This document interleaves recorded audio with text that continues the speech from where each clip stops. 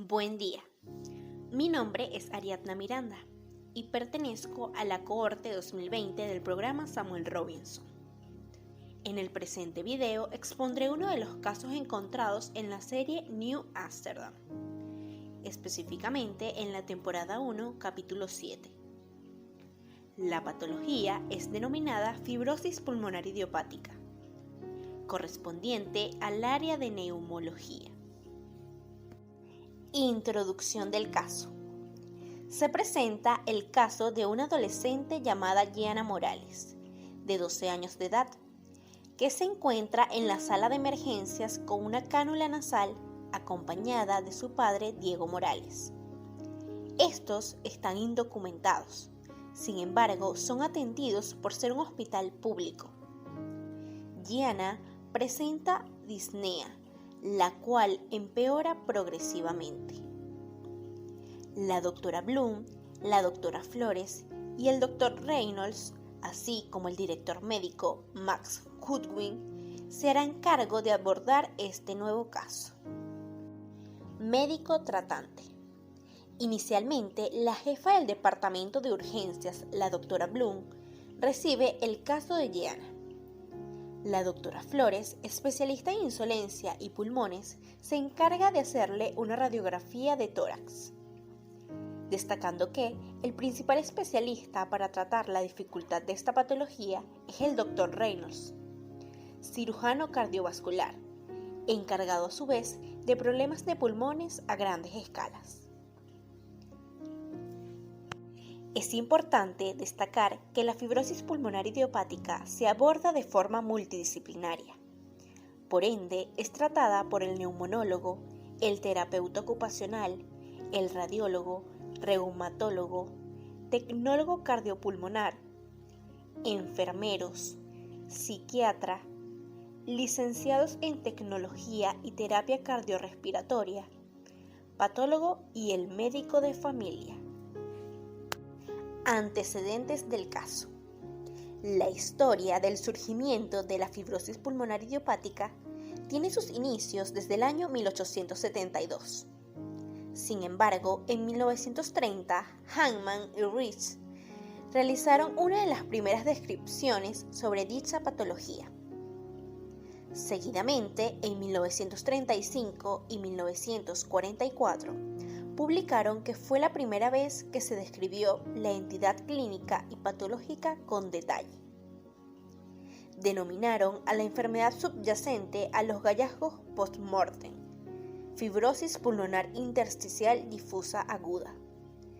Caracterizaron su clínica con disnea extrema, cianosis y tos seca. En un principio, el diagnóstico de la enfermedad solo se podía confirmar después de la muerte. Pero a partir de mediados de la década de 1950, la toracotomía permitía el diagnóstico en vida. Entre 1951 y 1962, ya existían 100 casos confirmados por hallazgos histológicos. Las descripciones provenían de países como Reino Unido, Australia, Italia, Checoslovaquia y varias naciones de Sudamérica. Sin dejar de mencionar que la fibrosis pulmonar idiopática en niños es poco frecuente. Una de las primeras descripciones de la enfermedad fue publicada por Levinsky en 1953. Benack publicó otros 10 casos de edades entre 2 y 15 años. En la serie se presenta a la paciente Gianna Morales, con tan solo 12 años de edad, quien se encontraba en una camilla con una cánula nasal, debido a que presentaba principios de disnea. La doctora Bloom recibe el caso de esta adolescente. A través de un procedimiento de auscultación, nota el agravo de su respiración. La doctora Bloom inmediatamente se dirige a llamar a la doctora Flores, especialista en insolencia y pulmones, la cual le hace una radiografía de tórax para determinar la condición que presenta Gianna. Seguidamente, evidencia líquido intersticial acumulado en sus pulmones, e indica que hay que drenarlos y examinarlos para averiguar el origen del mismo, destacando que el principal especialista para tratar la dificultad de esta patología es el Dr. Reynolds, el cual es cirujano cardiovascular. Este se ocupa de hacerle una cirugía de septicostomía auricular que alivie la presión que se acumuló en los pulmones de la paciente. Origen del caso. Los investigadores médicos desconocen las causas de la FPI. Es por ello que se le designa el término idiopática. Sin embargo, se ha comprobado que principalmente su incidencia aumenta con la edad. Por ende, afecta a personas mayores de 50 años, resaltando que es poco frecuente que se presente en jóvenes. En caso de padecerla, generalmente la patología puede surgir debido a que los pulmones reaccionan a una sustancia desconocida, así como a factores de mutaciones genéticas como la mucina, la telomerasa y otros, añadiendo las comorbilidades como la hipertensión pulmonar y el reflujo gastroesofágico, infecciones pulmonares o factores ambientales como el polvo de metales, que producen lesiones a nivel pulmonar, las cuales son las posibles causas que generaron la fibrosis pulmonar idiopática en la paciente Diana. Desarrollo y explicación del caso. La fibrosis pulmonar idiopática es una patología perteneciente a las enfermedades de neumonía intersticial, fibrosantes y crónica. Es decir, esta es hallada en el intersticio del pulmón en forma de engrosamiento por tejido fibrótico o por cicatrización. En la mayoría de los casos, es más frecuente en hombres que en mujeres mayores de 50 años. La FPI se caracteriza por ser una patología de causa desconocida, producir engrosamiento de tejido fibrótico o cicatrización, poseer un patrón tomográfico e histológico que no es exclusivo a la enfermedad, pero la fibrosis pulmonar idiopática está limitada a los pulmones. Y por último, es progresiva e irreversible. Síntomas. Disnea. Esto se debe a que los pulmones se cicatrizan y pierden elasticidad, lo que ocasiona que el paciente presente dificultad para respirar. Este síntoma puede durar meses e incluso años. Además, tos seca, dolor en el tórax en ocasiones, pérdida de peso de manera paulatina, debilitamiento general y sensación de desmayo. Diagnóstico. Principalmente al paciente se le realizan preguntas relacionadas a su historia clínica, si ha fumado o ha estado expuesto a factores ambientales. Seguidamente se le aplican exámenes físicos. Mediante el procedimiento de auscultación se detectará una respiración con ruidos anómalos poco frecuentes, denominados crepitantes, como el caso de Diana. Añadiendo que, cuando la enfermedad está avanzada, presentará cianosis, caracterizada por producir una coloración azulada en la piel, alrededor de las uñas de las manos y la boca.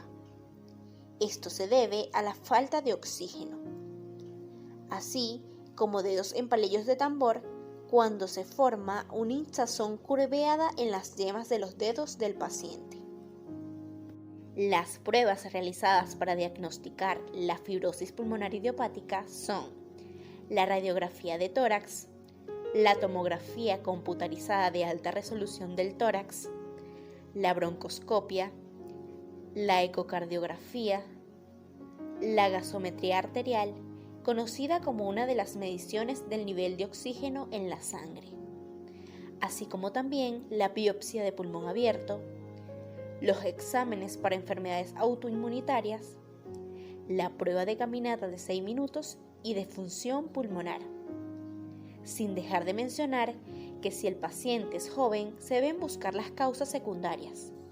Finalmente, se debe hacer una discusión multidisciplinaria para llegar a un diagnóstico en consenso, donde juegan un papel muy importante el médico clínico que va a evaluar al paciente y el médico radiólogo que suministra la información sobre lo que se observó en la radiografía, describiendo los patrones específicos con el fin de hacer un diagnóstico definitivo.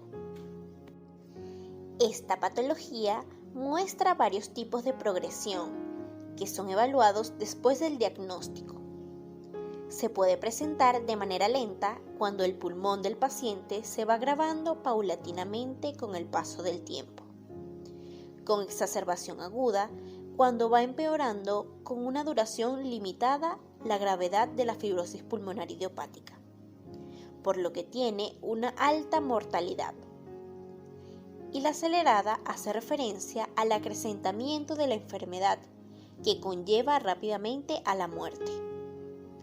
Además, existen algunos estudios de microarreglos que indican qué pacientes son progresores, donde hay genes que están incrementados o disminuidos en relación a otros enfermos. Cuando la FPI se agrava, presenta complicaciones.